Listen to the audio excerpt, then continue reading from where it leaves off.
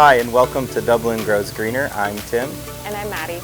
Today we're going to talk about how to pick out the best plants for your garden, and Maddie is going to show you how to properly read a plant tag. If we look at our plant tags here are some good examples for when you head to the local plant nursery. This one right here is our purple coneflower, or our echinacea. Although every plant tag is different, each one will tell you all the information about the particular plant. This one, for example, shows you the deer resistance, the butterflies, and it attracts hummingbirds. This one you're going to want to plant in the back of the garden, and it tells you it's full sun and it blooms in the summer. And if you want some more information, you could check out the back of the tag for how high and where to space it. Another great one is going to be our butterfly weed, or Asclepias tuberosa. This one is also a native plant.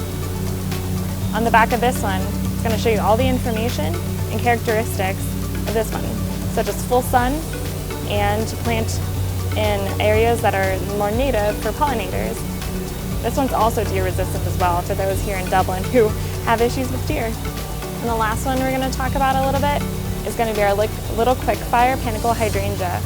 This one is kind of a little booklet, so it brings more details on the inside. Also showing where you could plant it. It needs full sun, part shade, and also this one has a low deer resistance.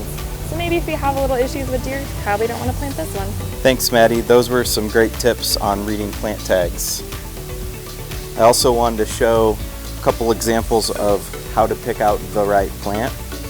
For example, you may choose this plant over this plant, but this plant has nice tight buds that's going to flower for you soon, while this plant is about done flowering.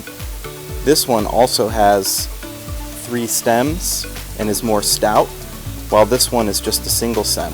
So I would choose this plant over this plant.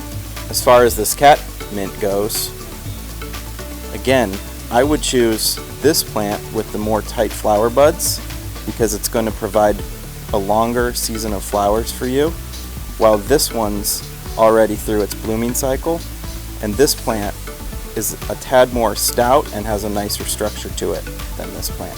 So I would choose this plant. Thanks for watching Dublin Grows Greener today. If you need more tips, please don't hesitate to reach out to your Dublin horticulture team.